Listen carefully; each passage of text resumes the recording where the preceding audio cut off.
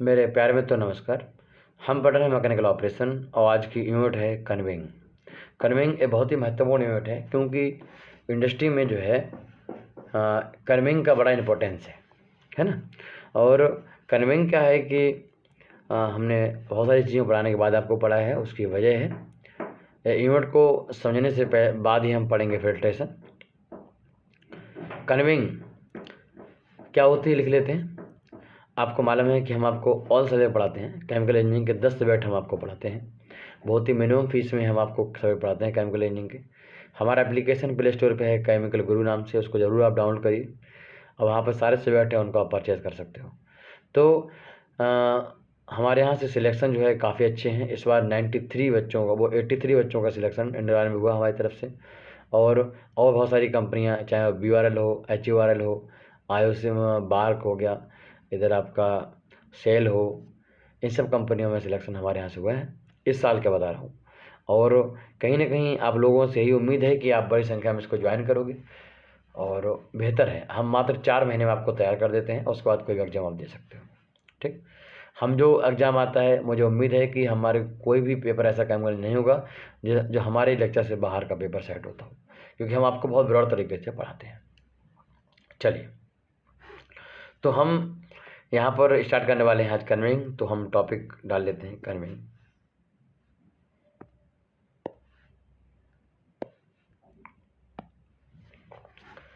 Heading शुरू करेंगे। सबसे पहले लिखेंगे what is the meaning of conveying. तो हेडिंग होगी कन्वेइंग। कन्वेइंग का मतलब है हैंडलिंग, है ना। किसी भी मटेरियल को, मान लो कि मटेरियल यहाँ पर है, इसको अगर यहाँ से यहाँ पर प्लेस A से प्लेस B पर ले जाना हो तो मटेरियल A से B तक ले जाने को, ट्रांसफ़र करने को हम कन्वेइंग कहते हैं। क्लियर है। तो लिखो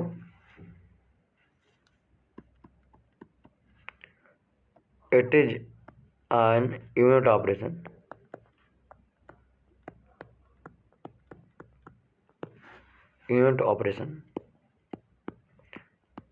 मतलब इसमें कोई भी केमिकल रिएक्शन नहीं होती बीच में, यहाँ से वहाँ ले जाने में। जैसा था वैसा हमने आगे बढ़ा दिया। अब आगे कोई प्रोसेस यूनिट है तो वहाँ पर चेंज होगा उसमें। ठीक, तो an unit operation in which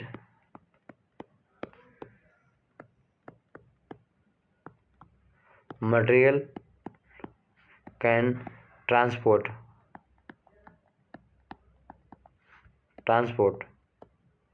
from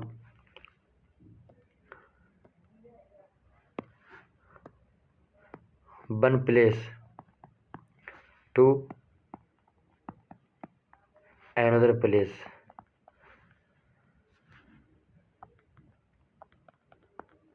within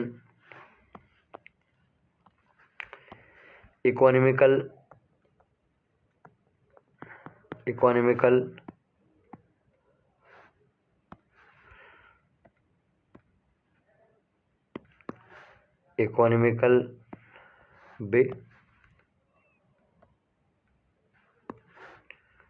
and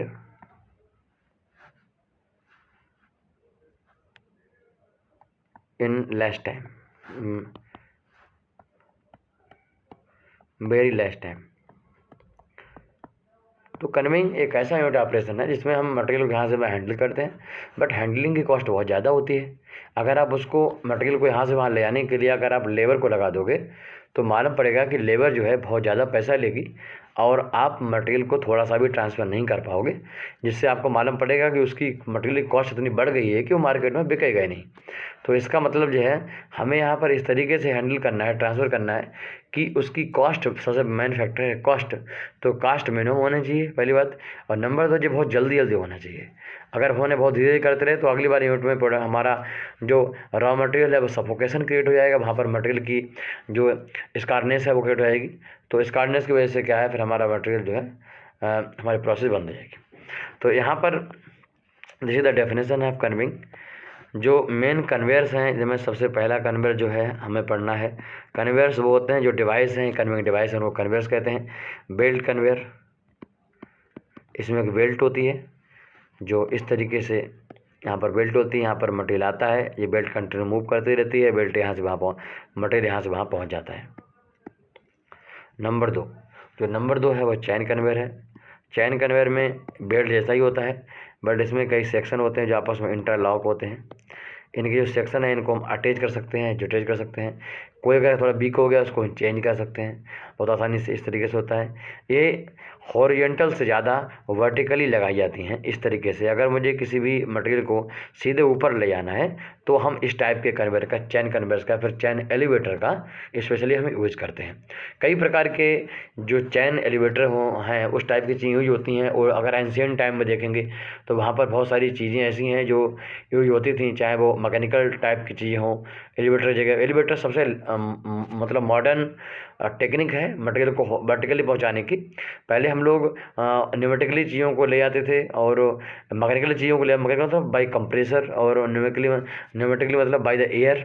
जैसे हमारा वैक्यूम सिस्टम, वैक्यूम ड्रायर का मतलब काम करता है, क्लीनर का काम करता है, तो हम वैसे ले आते थे। बट उससे ज़्यादा जो है जो एलिवेटर वाला सिस्टम है वो बहुत ज़्यादा इफेक्टिव है। आप यूँ मान लीजिए कि अगर किसी में पावर 141 लगती थी और किसी में पावर 100 लगती है, किसी में 90 लगती है, तो इसमें कहीं 41 किलोवाट पावर लगती है किसी मटेरियल को 100 मीटर पे ऊपर ले जाने के लिए और 1 टन मटेरियल ले जाने के लिए। तो कहने मतलब हम सिंपल समझाना चाहते हैं। दूसरा टाइप है चैन कन्वेयर, देख लो चैन कन्वेयर। तीसरा जो प्रकार है वो है हमारा बकेट कन्वेयर।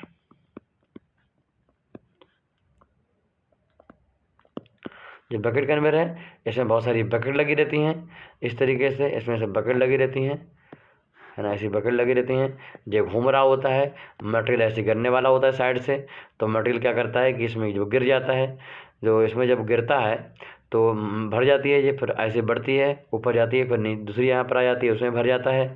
और भरते भरते इस तरीके से क्या होता है कि हमारा और जो भर जाता है ऊपर जाता है, फिर हमें यहाँ डालना है अगर, तो फिर यहाँ पर जाती है उल्टी हो जाती है बकेट, तो उसको खाली कर देते हैं, डिस्चार्ज कर देते हैं मटेरियल। इस तरीके से हम आगे पढ़ाएंगे आपको। तो ये बकेट कन्वेयर हो गया। और चौथा जो कन्वेयर है उसको बोलते हैं हम स्क्रू कन्वेयर। बकेट कन्वेयर को हम बकेट एलिवेटर भी कहते हैं, ठीक है। जैसे चैन एलिवेटर था वैसे बकेट एलिवेटर भी है। तो हमारा जो स्क्रू कन्वेयर, ठीक, किसी भी मटेरियल अगर हमारे पाउडर फार्म में है उसको हैंडल करना हो तो हम उसके लिए स्क्रू कन्वेयर का यूज़ करते हैं।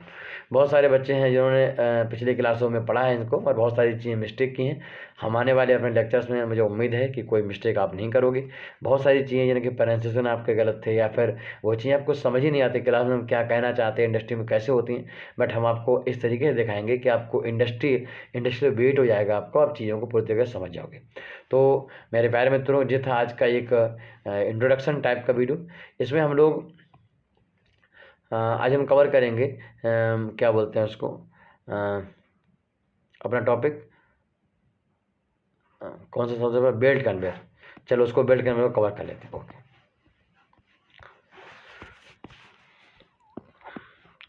बेल्ट कन्वेयर जो है वो सबसे ज़्यादा महत्वपूर्ण कन्वेयर में से है, क्योंकि आपको हर एक इंडस्ट्री में बेल्ट कन्वेयर आपको मिल जाएगा।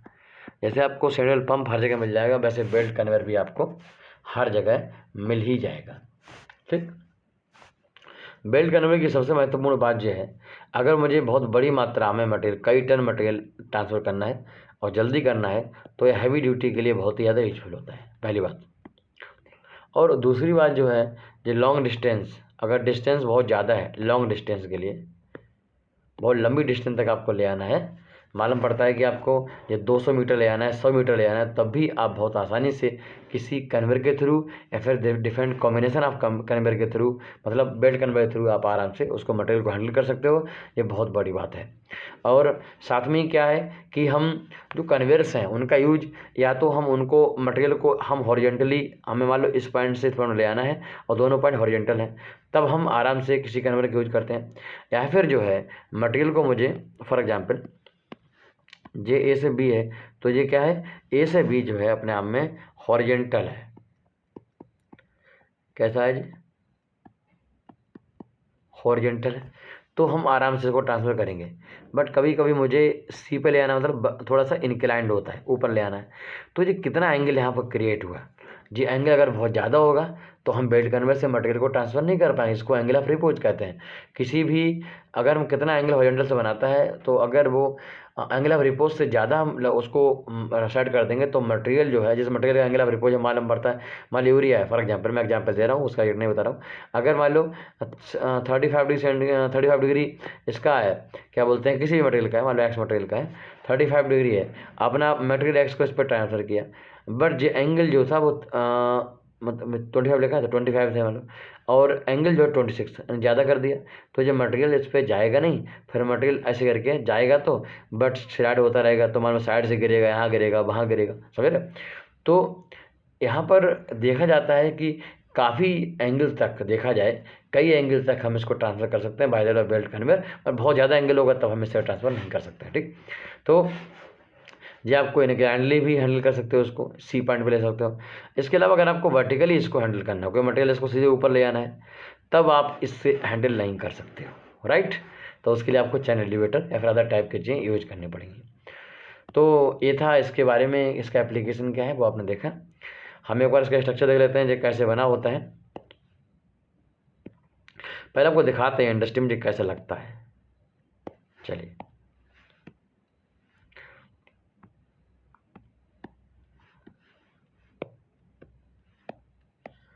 कई बार जो है आपने देखा होगा जहाँ पर लोग प्रिंटिंग करते हैं किसी भी कपड़े पर, उस पर नाम डलवाते हैं, जय महादेव डलवाते हैं, कुछ भी प्रिंटिंग करते हैं, तो वो इस टाइप के कन्वेयर्स हैं, इनका यूज़ करते हैं, आपने देखा होगा।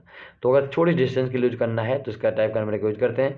इसमें एक स्पेसिफिक टाइप के मटेरियल से बनी बेल्ट होती है, और चाहे वो कागराज की हो, रबड़ की हो, और इन सब की बेल्ट होती है। उस बेल्ट का यहाँ पर यूज करते हैं और मटेरियल आराम से हैंडल करते हैं। सस्ता है, आसान तरीका है, ठीक। बहुत बहुत इसमें नई टेक्नोलॉजी आ गई हैं कन्वेयर के लिए, और बहुत ही ज़्यादा अपडेट वर्जन इनके आ गए हैं, तो जो कि कई इंटरनेशनल कंपनियां हैं जिसको बनाती हैं। देखो यहाँ पर एक कन्वेयर है, और ए कन्वेयर जो है एक किसका फिगर है, ए भी फिगर किसका है भाई, ए फिगर हमारे बेल्ट कन्वेयर का है। आप देख सकते हो बेल्ट कन्वेयर ऐसा होता है। फिर मत बोलना भाई बेल्ट कन्वेयर दिखाया नहीं कैसा होता है। तो बेल्ट कन्वेयर इंडस्ट्री में ऐसा होता है, आप इसे मटेरियल को यहाँ से वहाँ ले जा सकते हो, ठीक। अब देखो यहाँ पर कितनी बड़ी डिस्टेंस के लिए हमने इसको लिया है, आप देख पा रहे हो, एक बहुत बड़ी डिस्टेंस से कवर करता है। आप देख पा रहे हो कहाँ से कहाँ हम यहाँ से यहाँ तक मटेरियल आगे तक ले जा रहे हैं इसको। तो हमारे जो बेल्ट कन्वेयर हैं वो काफ़ी ज़्यादा चीज़ों ले जाते हैं। अच्छा, अभी मैं आगे फिर बताऊँगा, उसमें आपको बताऊँगा पुल कार्ड के बारे में। तो याद रखिए, पुल कार्ड दिख रहा है आपको, तार जो लगा हुआ है साइड से, साइड तार लगा हुआ है, जो पुल कार्ड है। अगर मुझे इमरजेंसी में इसको रोकना है तो हम इसको हल्के से हाथ दबाएंगे इस पर, और तुरंत ही क्या होगा, ये बेल्ट चलना बंद हो जाएगी। एक्चुअली ये मैकेनिकल डिवाइस है और ये बहुत तेज़ी से चलती है, और इसमें अगर कोई व्यक्ति यहाँ पे उसका कपड़ा फंस जाता है या व्यक्ति का हाथ लग जाता है तो कई बार एक्सीडेंट हो जाते हैं और फैटल भी व्यक्ति हो जाता है। तो ऐसी कंडीशन में इसको इमरजेंसी रोकने के लिए जो लगाया गया है, इसको जो व्यक्ति इसमें उसका कपड़ा फंसता है या फिर कोई व्यक्ति दूसरा उसको देखता है, वो इसको दबा सकता है, और दबाने पर ही क्या है, ये बेल्ट तो रुक जाती है।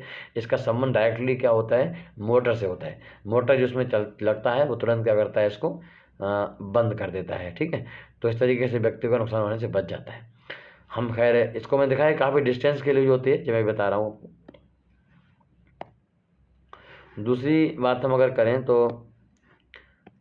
इस तरह का अरेंजमेंट होता है, आपने देखा होगा कि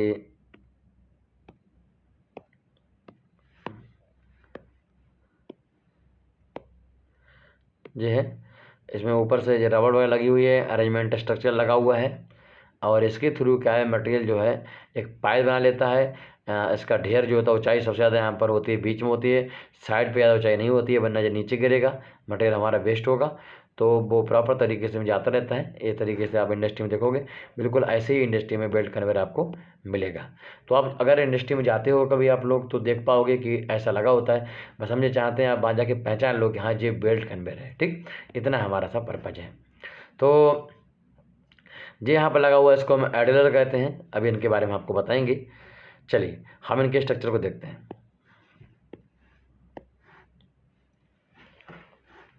हम लेते हैं एक हॉरिजॉन्टल बेल्ट को, हम एक हॉरिजॉन्टल बेल्ट को लेते हैं, फिर हम इंक्लाइंड बेल्ट को भी आपको दिखाएंगे।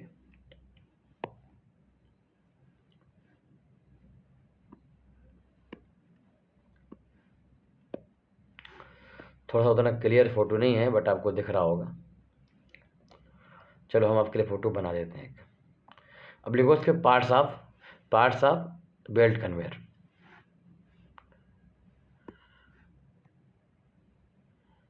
पहले आपको पूरा हम बना कर दिखा देते हैं। देखो,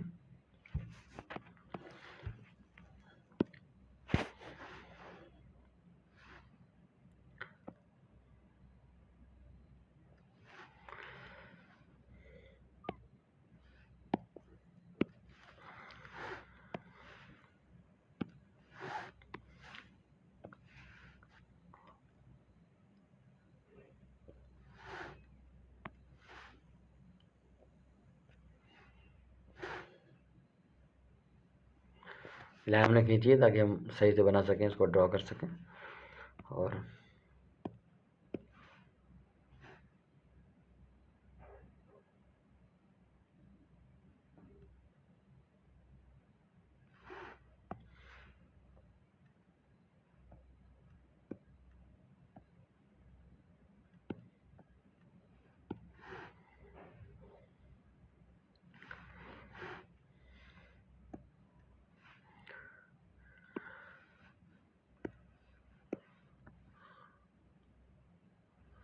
इस तरीके से यहाँ पर 2 पुली लगा देते हैं।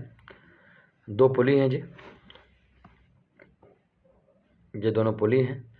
और अब मुझे इनमें बेल्ट लगानी है। इस पुली में एक बेल्ट लगानी है मुझे।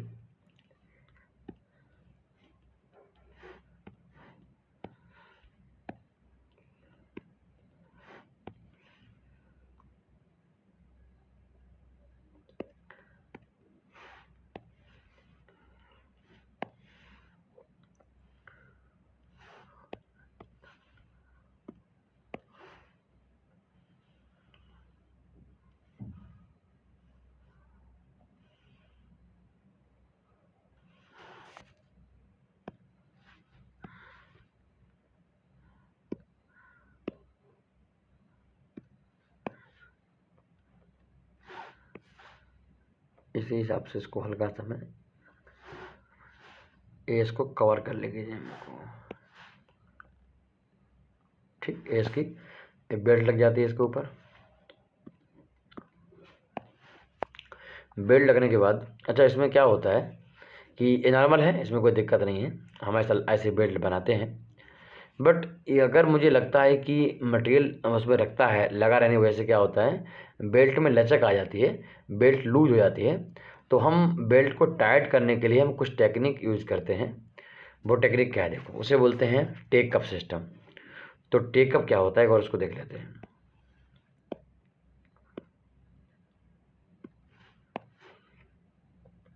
यहाँ पर टेक कप सिस्टम हम यहाँ पर लेते हैं।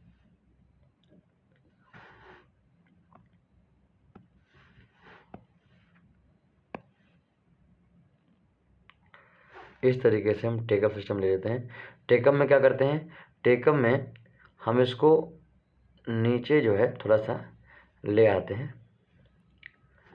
और नीचे ले आने के बाद जो है इसमें हम एक पुली और लगाते हैं, एक पुली और लगाते हैं। इस तरीके से एक पुली लगा देते हैं। और इस पुली को यहाँ पर हम कोई वजन वेट, जो आपके वजनी के 50 किलो 30 किलो ऐसे वेट होते हैं, इस टाइप के यहाँ पर लगाते हैं, जिससे टाइट रखती है इसको। ठीक, इतना हो गया। यहीं पर यहाँ पर मुझे इसको स्टैंड बनाना है, इसका स्टैंड।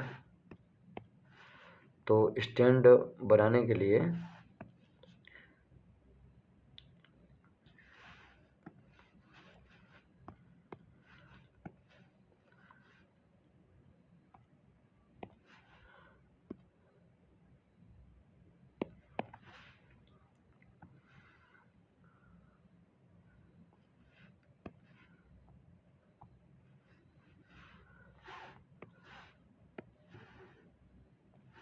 मतलब ऐसा इसमें स्टैंड लगा होता है। सिर्फ आपको आइडिया दे रहा हूँ एक।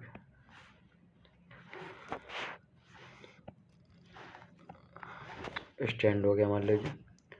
और फिर यहीं पर अब देखो इसको क्या बोलते हैं,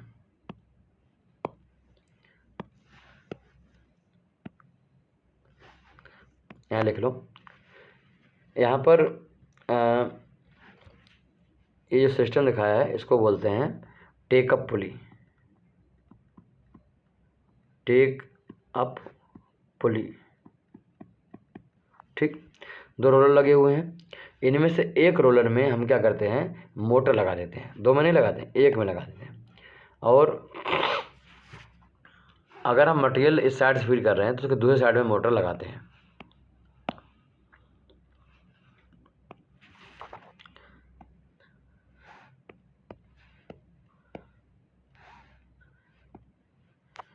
यहाँ पर क्या करते हैं कि हमने यहाँ पर एक मुझे लगाना है एक हॉपर, जिससे इस पर मटेरियल में फीड करना है। और इसको हम यहाँ पर लगा देते हैं इस तरीके से। एक हॉपर लगा दिया हमने, यहाँ मटेरियल फीड होगा और मटेरियल क्या करेगा, ऐसे बढ़ेगा आगे। फिर हम दूसरे एंड से मटेरियल को ले लेंगे और यहाँ पर इस तरीके से,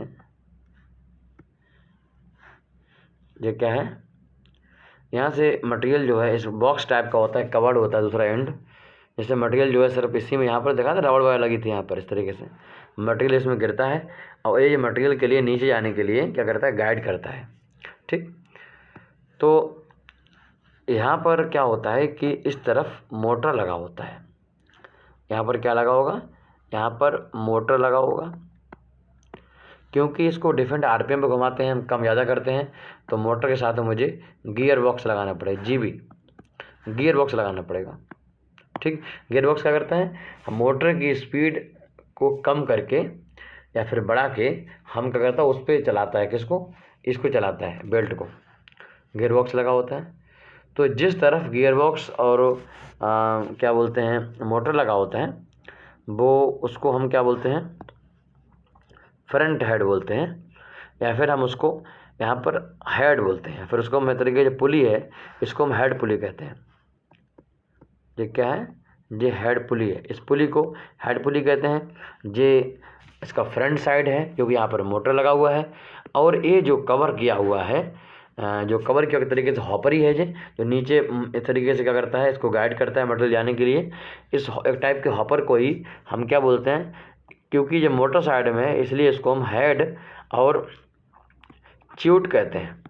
क्या बोलते हैं, इसका प्रोनाउंसिएशन आप सही कर लीजिए, ठीक है। जब आप लोग क्लास में होते हो तो कभी कोई टीचर या मैडम पढ़ा रही होती है तो आप उसको बार बार गलत तरीके से प्रोनाउंसिएशन करते हो, this is not a good habit, है ना। आप लोग केमिकल इंजीनियरिंग के हो तो आप क्या करोगे, इसको सही प्रोनाउंसिएशन करोगे, दिस इज ए च्यूट, है ना, ओके। तो ये हेड च्यूट हो गया। यहीं पर हम बात करते हैं इसको, तो ये जो है लोड च्यूट बोलते हैं इसको, क्योंकि यहाँ पर मटेरियल के हम लोडिंग करते हैं, ठीक। तो क्लियर होगी पूरी बात। यहाँ पर जो बेल्ट है इसको हम बेल्ट कन्वेयर कहते हैं, जैसे इसको फिर हम ये कन्वेइंग मीडियम है, कन्वेयर बेल्ट इसको कहते हैं। ये कन्वेयर बेल्ट है, जो मटेरियल हैंडल कर रहे हो उसकी स्ट्रेंथ क्या है, उनका वेट क्या है, उसके आधार पे हम सिलेक्शन करते हैं। आजकल बहुत ज़्यादा टेक्नोलॉजी इसमें आ गई हैं, ठीक। ये जो है प्रॉपर तरीके से, क्योंकि यहाँ पर मोटर लगा हुआ है और इसको बहुत दूर से आना है मटेरियल को, तो हम क्या करते हैं, इसको प्रॉपर तरीके से सपोर्ट प्रदान करते हैं। सपोर्ट प्रदान करने के लिए इसमें ऊपर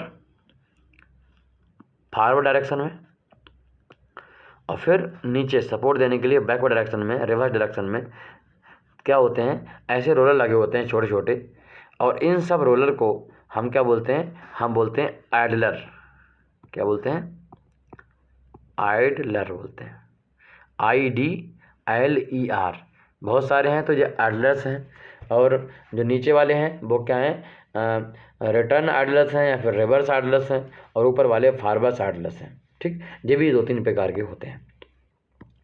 तो ये सब हो गया और इसमें कुछ है नहीं। यहाँ पर क्या होता है कि यहाँ पर एक लास्ट में एक आइडलर होता है और उसको हम बेंड पुली कहते हैं, क्योंकि ये जो है बेल्ट को नीचे झुकाता है, ठीक। इसलिए स्पेसिफिक इसको हम क्या बोलते हैं, इसको बोलते हैं बेंड पुली, याद रखोगे, इसको बोलते हैं हम बेंड पुली। तो ये कहानी है इसकी पूरी। जो इसका उधर वाला हेड हो गया जहाँ पर हमारा मोटर लगी थी, और इसको बोलते हैं टेल पुली। 2 पुली हैं, हेड पुली, टेल पुली, और उसके बाद इसमें बेंड पुली, ठीक है, और आइडलर। तो ये सब चीज़ें होती हैं जो मैंने आपको पिछले फोटो में दिखाया था। और इसके साथ में साइड से लगा होता है एक धागा, एक तार जैसा, जो सपोर्टेड होता है छल्लों से। इसमें क्या होता है, इसे बोलते हैं पुल काट। क्या बोलते हैं? पुल काट। अगर इमरजेंसी में इसको आपको क्या करना हो, बंद करना हो, तो आप इसको तुरंत हल्के दबा दीजिए तो बंद हो जाएगा। इसका संबंध सीधे किससे होता है? मोटर से होता है। पहली बात होगी। नंबर 2 में क्या हो सकता है, इसकी स्पीड आपको पता करनी है। तो जो फैराडे का लॉ है कि एक सेल होगा जो यहाँ से क्या करेगा, एक क्षेत्र उत्पन्न करेगा। यहाँ पर एक मेटल स्ट्रिप लगा देते हैं, इसको फील्ड को बार बार कट करती है। जो कट करेगी तो उतने क्या होगा, फील्ड कट होगा। उतनी बार जो पीक बनेगी, है ना, और उतनी बार पीक बनेगी तो कितनी बार पीक बनी उससे हम आरपीएम पता कर लेते हैं। अगर अचानक ये बेल्ट फेल हो जाती है, मतलब यहाँ पर क्या है, मान लो बेल्ट टूट जाती है, तो क्या होगा, बेल्ट टूट जाएगी तो हमारा बेल्ट टूटने पर क्या होगा, यहाँ पर जो मोशन हो रहा है इसका पुली का वो बंद हो जाएगा। जैसे मोशन बंद होगा तो यहाँ पर जो है पीक सीधे हो जाएगी, हॉरिजॉन्टल ऐसे आ जाएगी। इसका मतलब स्पीड 0 हो गई। इसका मतलब क्या है, या तो वो ट्रिप कर गया है बहुत हाई लोड से या किसी और वजह से, अदरवाइज क्या है, बेल्ट टूट गई है, कुछ भी हो सकता है। तो हम फिर तुरंत ऑपरेटर को भेज के उससे एक्शन ले सकते हैं। जी वाली बात हो गई। दूसरी बात इसमें क्या है कि इतनी बात क्लियर होगी। और यहाँ पर क्या है, पुल कार्ड के बारे में आपको बता ही दिया मैंने, है ना। और क्या होता है इसमें, इसमें क्या है कि क्या क्या होता क्या है, कभी कभी यहाँ पर ऑफ सेंटर होने की प्रॉब्लम आती है, ऑफ सेंटर होने की। तो इस तरीके से साइकिल के नीचे जो पीछे पहिया होता है उसको आप टाइट करके क्या करते हो, टाइट करके उसको मतलब बेल्ट को पहिए को बीच में लेयर निकालते हो, बीच में ले आते हो साइकिल के पहिए को। उसी तरीके से यहाँ पर क्या होता है, एक स्क्रू लगा होता है ऐसा, इस स्क्रू की हेल्प से इसको टाइट करोगे तो ये क्या हो, थोड़ा सा आप इसकी डायरेक्शन ऊपर नहीं इधर उधर होगी, तो आप साइड कर सकते हो उसको, तो मटेरियल हमारा इधर उधर नहीं करेगा, तो ऑफ सेंटर नहीं होगा। तो यही सब चीज़ें हैं जो इसमें हैंडल करते हैं और कुछ नहीं है। अच्छा, इसको चलाने के लिए क्या है, यहाँ पर इसका जो मोटर है उस साथ में एक सिस्टम लगा होता है, वो आप इसको, यहाँ पर 2 पॉइंट होते हैं। एक होता है कि इमरजेंसी का, एक होता है स्विच। और रेड कलर का इमरजेंसी वाला होता है, इमरजेंसी निकाल दोगे पहले, आप खींच लोगे बाहर निकल जाएगी। पर यहाँ पर ग्रीन स्विच को दबाओगे तुरंत ही क्या है, चल जाएगी, ठीक। तो आप डिशेस पे बात करके आप इसको चला सकते हो। तो कहने का मतलब जो है कि ये इसकी पूरी प्रक्रिया है जो आपने देखी। ऐसे ही हमारे पास नेस्ट कन्वेयर है, ऐसे स्क्रू कन्वेयर है, न्यूमेटिक कन्वेयर है, चैन का, उनको भी हम देखेंगे और उनको अच्छे से हम पढ़ेंगे, ठीक। हम इन सब इक्विपमेंट के, चाहे डिस्टिलेशन कॉलम हो, हीट एक्सचेंजर हो, रिएक्टर हो, कन्वेयर्स हो, इन सब के डिजाइनिंग को भी सीखेंगे। हम डिजाइनिंग के कोर्सेज में जो अभी हमारी ओपी गुप्ता बुक हो जाएगी फिर डिजाइनिंग के कोर्स करेंगे, तो वहाँ पर इन सब के डिजाइनिंग को भी सीखेंगे, कैसे डिजाइन करते हैं, क्या पैरामीटर होते हैं, और उनको मज़ा आएगा आपको।